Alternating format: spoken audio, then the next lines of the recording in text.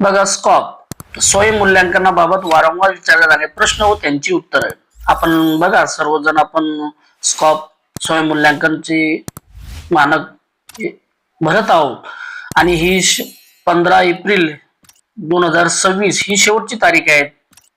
या ठिकाणी काही प्रश्न आहेत, ते प्रश्न ही SCERT ने दिलेली उत्तर आहेत. या ठिकाणी आपण पाहूया. प्रश्न: आम्ही शाळेत 7 जण आहोत, आम्ही सर्वांनी ऍप डाउनलोड करून माहिती भरली तरी चालेल का? या ठिकाणी बघा उत्तर दिलेलं आहे. उत्तर: या ऍप साठी मल्टिपल लॉग इन उपलब्ध नाही. कामाच्या नियोजनासाठी आपण कामाची विभागणी करू शकता, पण शाळेची माहिती भरताना एकाच ऍप मध्ये भरावे लागेल. वेगवेगळी माहिती भरल्यास स्वयंमूल्यांकन प्रक्रिया पूर्ण होणार नाही व आपली शाळा इनकम्प्लीट दाखवेल.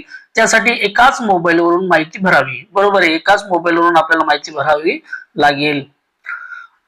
बघा, पासवर्ड मिळाला आहे मात्र लॉग इन होत नाही, ही जी समस्या असेल त्याचं उत्तर या ठिकाणी दिलेलं आहे. आपल्याला जिल्हानिहाय UDIS मध्ये नोंदवलेल्या माहितीची एक्सेल फाईल दिलेली आहे. त्या फाईल मधील आपल्या शाळेसमोर असणारा ईमेल ID जसा आहे तसाच नोंदवा. सदरील फाईल गट शिक्षणाधिकारी यांच्याकडून केंद्र प्रमुख यांच्याकडून मागून घ्यावी. पुढे पाहूया. मुख्याध्यापक बदललेले आहेत, ईमेल ID फोन नंबर बदलावा. उत्तर या ठिकाणी दिलेलं बघा. आपल्या शाळेची माहिती UDIS प्लस वरून 30 जानेवारी रोजी घेण्यात आलेली आहे. ती जशी आहे तशी ऍप मध्ये नोंदवावी. ईमेल ID वर किंवा मोबाईल नंबर वर लॉग इन करताना कोणताही पासवर्ड किंवा OTP जात नाही, त्यामुळे ईमेल ID किंवा फोन नंबर बदलण्याची आवश्यकता नाही. बरोबर आहे. आता सध्या बदलून आपला त्यातून काहीच फायदा होणार नाही. सध्या बदलू नका, जे आहे तसंच ते राहू द्या, त्याचाच वापर करा. पुढचा प्रश्न: लिंकने ऍप ओपन केलेले आहे, माहिती पूर्वीची दिसते, मागील वर्षाची दिसते.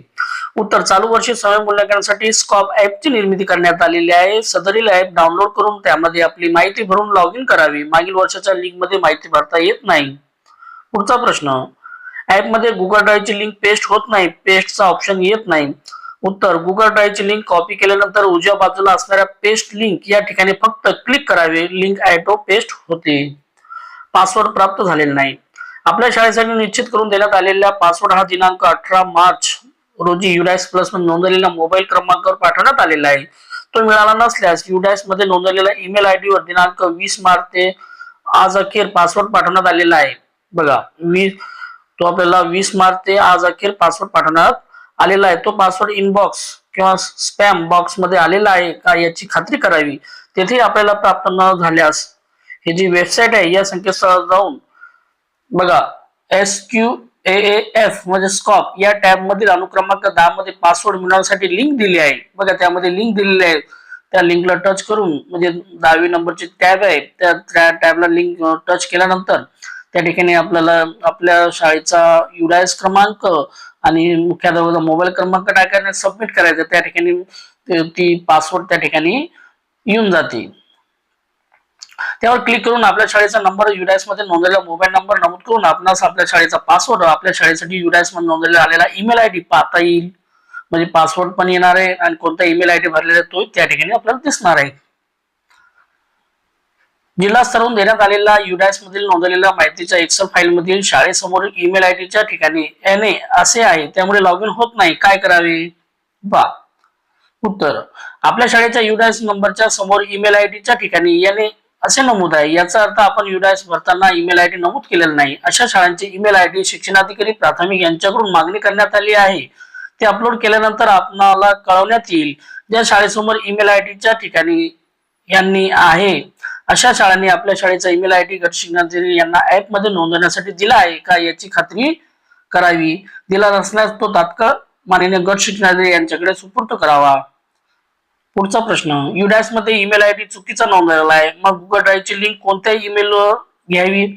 आपल्या मोबाईल मध्ये असणाऱ्या कोणत्याही ड्राईव्हची लिंक आपण पेस्ट करू शकता. त्यासाठी आपल्या मोबाईल मध्ये जो ड्राईव्ह आहे मानक निहाय पुरावे अपलोड करण्यात यावेत व त्याची लिंक ऍप मध्ये देण्यात यावीत. पुढचा प्रश्न: स्कॉप ऍप हे PC वर लॅपटॉपवर ओपन होईल का? माहिती भरता येईल का?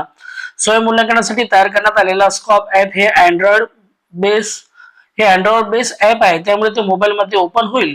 लॅपटॉप किंवा PC वर ओपन होणार नाही. आपल्याला जर PC वर किंवा लॅपटॉप मध्ये ऍप ओपन करायचे असल्यास आपल्या लॅपटॉप मध्ये किंवा PC वर अँड्रॉइड सिस्टीम अपलोड करावी. अगोदर पण अँड्रॉइड सिस्टीम अपलोड करायला लागेल आणि मग तो स्कॉप सॉफ्टवेअर तो त्या ठिकाणी अपलोड करावा लागेल. त्या ठिकाणी डाउनलोड करावा लागेल. अँड्रॉइड सिस्टीम अपलोड करून तो डाउनलोड करावा लागेल. पुढचा प्रश्न, मानक व पुराव्याच्या बाबतीत मार्गदर्शन मिळावे.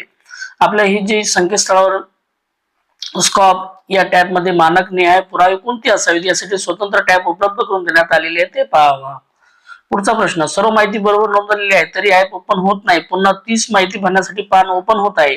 याचा अर्थ आपण नोंदवत असलेली माहिती चुकीची नोंदवत आहात. यासाठी युडॅक्स मध्ये नोंदवलेली माहिती जिल्हा स्वरूप गट सूचनाधिकारी यांच्याकडे पाठवण्यात आलेली आहे ती मागून घ्यावी व त्यामध्ये जसा ईमेल दिलेला आहे तसाच जो फोन नंबर दिलेला आहे तोच नमूद करावा. ऍप मध्ये लॉग इन होईल.